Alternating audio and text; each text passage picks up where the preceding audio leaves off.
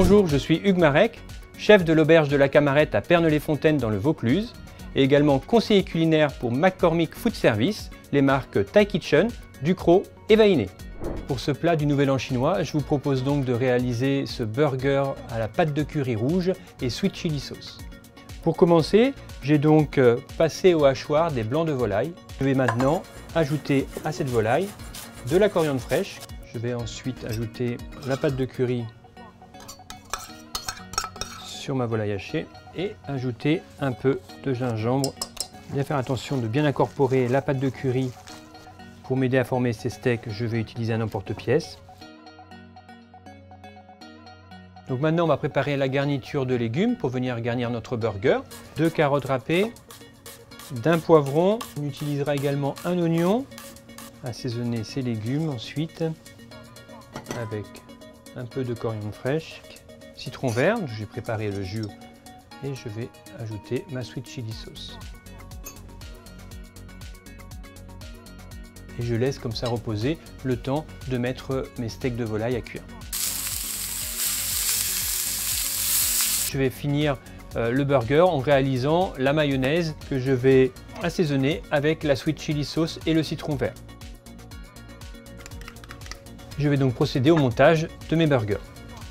Je vais disposer maintenant mon burger de volaille à la pâte de curry, ma garniture des légumes. Je vais finir avec un peu de sucrine.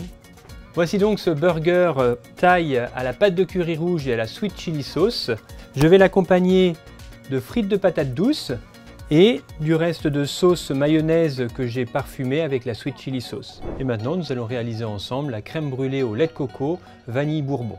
Donc pour commencer, je vais utiliser le lait de coco, moitié crème. Et je vais venir ajouter à ce mélange lait de coco crème les gousses de vanille.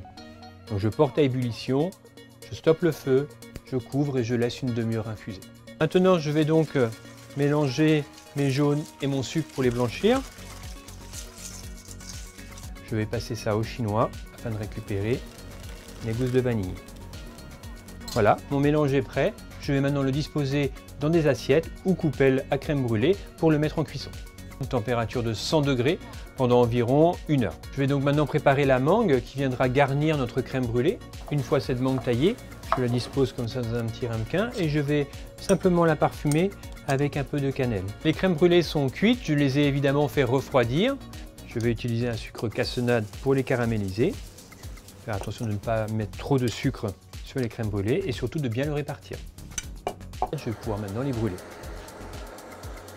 Je vais maintenant ajouter mes mangues et au moment d'envoyer votre dessert, vous pouvez ajouter une belle quenelle de sorbet et pour finir, on peut disposer des petites tuiles d'ananas.